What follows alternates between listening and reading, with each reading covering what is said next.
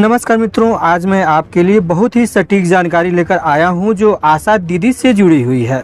आपसे विनम्र निवेदन है कि पूरा वीडियो जरूर देखें, क्योंकि आधी अधूरी कोई बातें घातक होती हैं। यदि जानकारी आपको अच्छा लगे तो लाइक शेयर जरूर कीजिएगा, और आप चाहते हैं कि आपको देश के आशा बहनों की खबरें डेली मिले तो चैनल को सब्सक्राइब करके बगल में घंटी जरूर दबा दीजिए। साथ में आपके यहाँ कोई आशा बहनों का धरना प्रदर्शन मांग चल रहा है तो एक वीडियो बनाकर हमारे व्हाट्सएप नंबर 8419875626 पर अवश्य भेजें।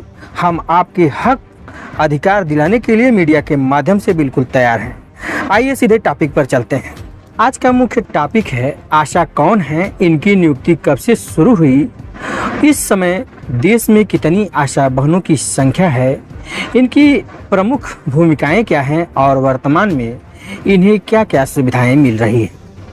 मित्रों, आशा की यदि हम बात कर रहे हैं तो आपको जानना चाहिए, आशा एक मान्यता प्राप्त सामाजिक स्वास्थ्य कार्यकर्ता, भारत के राष्ट्रीय ग्रामीण स्वास्थ्य मिशन के एक भाग के रूप में स्वास्थ्य और परिवार कल्याण मंत्रालय द्वारा नियोजित एक सामुदायिक स्वास्थ्य कार्यकर्ता है। मिशन 2005 में शुरू हुआ, 2012 के लिए पूर्ण कार्यान्वयन का लक्ष्य रखा गया था। मान्यता प्राप्त सामाजिक स्वास्थ्य कार्यकर्ता आशा के पीछे का विचार सीमांत समुदायों को स्वास्थ्य देखभाल प्रणाली से जोड़ना था। लक्ष्य भारत में हर गांव में एक आशा रखना था।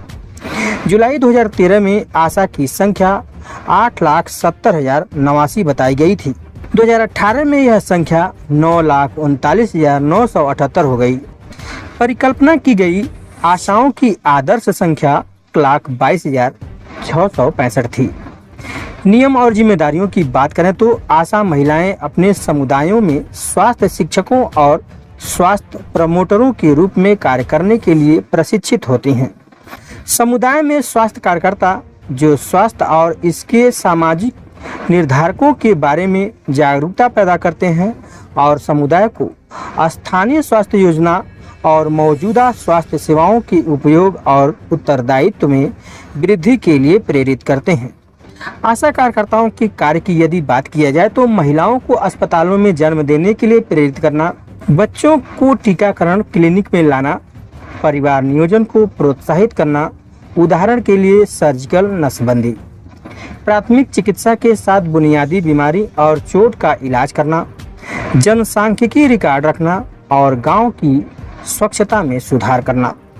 आशा स्वास्थ्य देखभाल प्रणाली और ग्रामीण आबादी के बीच एक महत्वपूर्ण संचार तंत्र के रूप में भी काम करती हैं।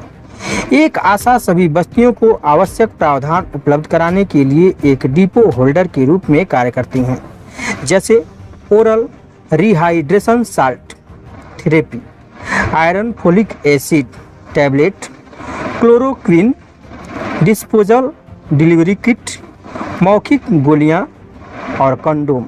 भारत सरकार ने ग्रामीण आबादी, विशेष रूप से समाज के कमजोर वर्गों की स्वास्थ्य आवश्यकताओं को पूरा करने के लिए एक राष्ट्रीय स्वास्थ्य मिशन NHM शुरू करने का निर्णय लिया है। हालांकि सहायक नर्स और मिडवाइफ और आंगनबाड़ी कार्यकर्ता बहुत अधिक काम कर रहे हैं, जिससे ग्रामीण आउटरीच सेवाएं शून्य और प्रभावित हो रही हैं। मित्रों, यदि हम आशा के दायित्व और भूमिकाओं की बात करें तो देश के प्रत्येक गांव में आशा कार्यकर्ता और एक प्रशिक्षित महिला सामुदायिक स्वास्थ्य कार्यकर्ता होनी चाहिए, जो गांव से ही चुनी गई हो और इसके उपयोगी के लिए जवाबदेह हो, जिसके लिए नागरिक कार्य समुदाय और सार्वजनिक स्वास्थ्य प्रणाली के बीच एक इंटरफेस के रूप में होता है। आशा कार्यकर्ताओं के सुविधाओं के मिलने की बात करें तो आप देख सकते हैं, गर्भावस्था का प्रथम त्रैमास में शीघ्र पंजीयन, बैंक खाता एवं समग्र ID उपलब्ध कराने पर, फॉलिक एसिड प्रदान करने, इंसेफ्लाइटिस एवं HIV जांच कराने के लिए प्रेरित करने पर 100 रुपये राज्य सरकार द्वारा दिया जाता है। गर्भवती महिलाओं को आयरन सुक्रोज लगाने या आवश्यकतानुसार खून बढ़ाने हेतु स्वास्थ्य केंद्र तक लाने पर 100 रुपये दिए जाते हैं। ATP कराने हेतु प्रेरित करने पर 150 रुपये दिए जाते हैं। JSY अंतर्गत पूर्ण 4 NCP कराने पर ग्रामीण एवं शहरी क्षेत्र में 200 से 300 रुपये दिए जाते हैं। JSY अंतर्गत संस्थागत प्रसव हेतु प्रेरित करने पर 200 से 300 रुपये दिए जाते हैं। EPMS कार्यक्रम के अंतर्गत 10 लक्षणों के साथ चिन्हित उच्च जोखिम वाली गर्भवती महिलाओं को 3 बार जांच कराने हेतु HRP क्लिनिक लाने पर 100 रुपये दिए जाते हैं।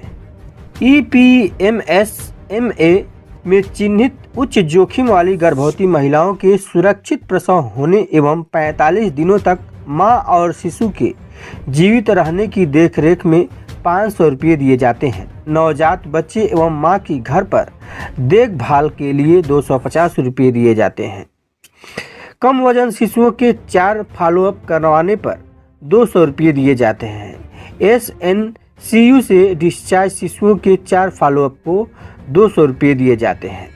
गंभीर कुपोषित बच्चों का चिन्हांकन कर उन्हें NRC में रेफर करने पर 100 रुपये प्रति बच्चा दिया जाता है।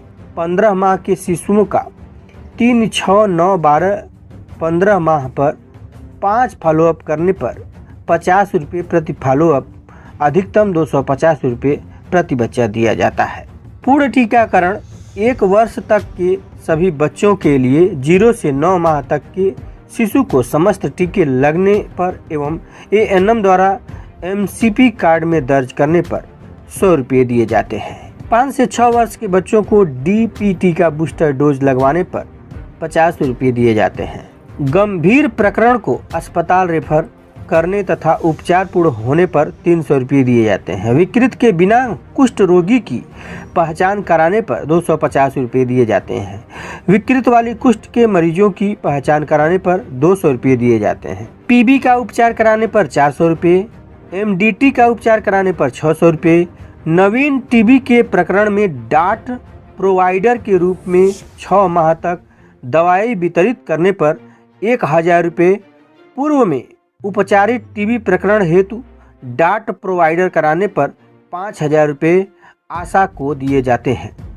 महिला नसबंदी में 300 रुपये, पुरुष नसबंदी में 400 रुपये, PPI UCD इंसर्शन पर 150 रुपये, PPI UCD लगवाने पर 150 रुपये, प्रसव पश्चात 7 दिवस के अंदर ऑपरेशन कराने पर 400 रुपये, विवाह पश्चात प्रथम गर्भधारण 2 वर्ष बाद होने पर 500 रुपये, प्रथम एवं द्वितीय बच्चों के बीच 3 वर्ष का अंतर कराने पर 500 रुपये, 1 या 2 बच्चों के बाद LTT NSVT पर 1000 रुपये, अंतराल लगवाने हेतु 100 रुपये दिए जाते हैं।